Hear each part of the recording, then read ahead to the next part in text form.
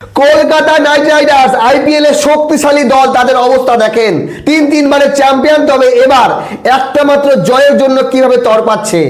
যেমন কর্ম করবেন তেমন ফল পাবেন। যে ক্যাপ্টেন আপনাদেরকে চ্যাম্পিয়ন করলো সেই ক্যাপ্টেনকে পরের সিজনে ছুঁয়ে ফেলে দিলেন, আর এমন প্লেয়ারকে রিটেন করলেন যারা আপনাদের পুরো পেছন দিক দিয়ে দিচ্ছে। বিশ্বের সব থেকে দামি বিদেশি ক্রিকেটার, দেখেন কি অবস্থা।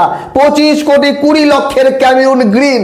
যতবার কেকেআর দামি প্লেয়ার কিনেছে ততবার সেই প্লেয়ার ধোকা দিয়েছে কেকেআর কে। এই যে আমার দুই দিকে দেখতে পাচ্ছেন প্লেয়ার, এরা সবাই ফ্লপ। আইপিএল 2026-এর সব থেকে ফ্লপ প্লেয়ার। এইবার একটা দুটো ম্যাচ খেলে কেকেআর কে একা জিতিয়ে দিলে হবে না। 2026-এ কেকেআর যে স্বপ্ন ফাইনাল, আগে প্লে অফে তো পৌঁছাও। তো বন্ধুগণ, কেকেআর কলকাতা নাইট রাইডার্স আজকে 32 রানে হেরেছে। চেন্নাই রান করতে পারেনি। চেন্নাই রান করার কথা 200 প্লাস, 210, 15, কিন্তু 192 রান আটকেছে। কিন্তু কেকেআর 160 রানে আটকে গেল। না ব্যাটসম্যানরা রান করতে পারে, না আউট হয়। রবম্যান পাওয়াল, ওয়েস্ট ইন্ডিজের হার্ড হিটার, কি অবস্থা। 22 বলে 31, ব্যাটে রান করতে পারে না, কিন্তু এম্পায়ারের এগেনস্টে রিভিউ নেবে ওয়াইডের, 1 রান নিয়ে মনে ম্যাচ জিতে যাবে। এইবার রমনদীপ সিং, যে ভাব দেখায় মনে হচ্ছে বিশ্বের সব থেকে বড় ফিনিশার। রমনদীপ 23 বলে 32 রান। এইবার ফিন অ্যালেন, বিশ্বকাপে একদম টপ পারফর্মার, কি দুর্দান্ত ইনিংস খেলেছিল, সেঞ্চুরি মেরেছিল। ফিন অ্যালেন আজকে 1 রান। যদি আমরা বলি বরুণ চক্রবর্তী সাদা মাটা, কোনো কিচ্ছু নেই তার বলে। বিশ্বকাপ থেকে শুরু হয়েছিল, এখনো দেখেন তার অবস্থা। কেকেআর হারের অন্যতম কারণ রিঙ্কু সিং, সব থেকে ভরসাযোগ্য প্লেয়ার কেকেআর, কিন্তু 6 রান 12 বলে।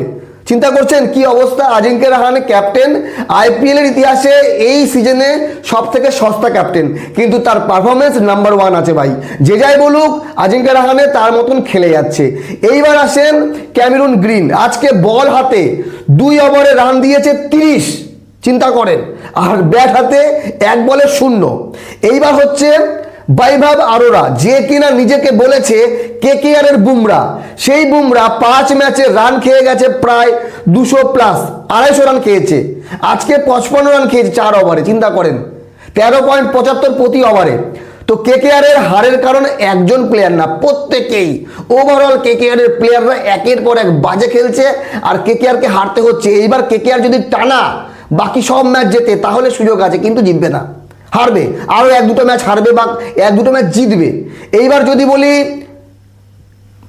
চেন্নাই সুপার কিংসের প্লেয়ার যদি আমি দেখি, তাহলে কেকেআর এর প্লেয়ার অনেক বেটার, কিন্তু পারফরমেন্স চেন্নাই ভালো করেছে। আজকে নূর আহমেদ 3 উইকেট নিয়েছে 4 ওভারে মাত্র 21 রান দিয়ে, আর কেকেআর এর সেই রকম কোনো বলার চোখেই পড়েনি।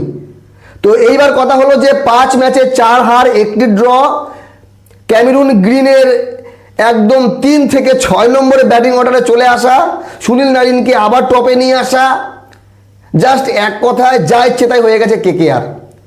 বিশ্বকাপে দেখে মুজারিমানিকে নিয়ে এসেছিল, সেই মুজারিমানিকে তো খেলাবেই না, কারণ যেই অবস্থা তাদের এই বোলিং ইউনিটের। এইবার কেকেআর কি করবে না করবে পরের বিষয়, কিন্তু কেকেআর এমন একটা দল হয়ে দাঁড়িয়েছে যাকে সব দলই হারাচ্ছে। এইবার কেকেআর কবে প্রথম জয় পাবে, কেকেআর এর সমর্থকরা কবে আনন্দ উদযাপন করতে পারবে, এটাই আমাদের দেখার বাকি।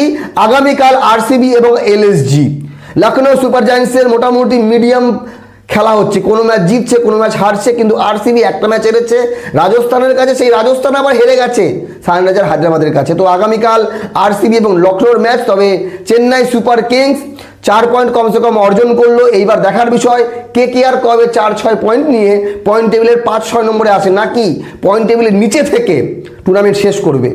আপনাদের মতামত জানাবেন। কেকেআর এর কোনো রকম কোনো আশা আমি দেখছি না, আপনারা যে যাই বলে নেন, কেকেআর গেছে, এবার গেছে মানে গেছে। ভালো থাকবেন, ধন্যবাদ।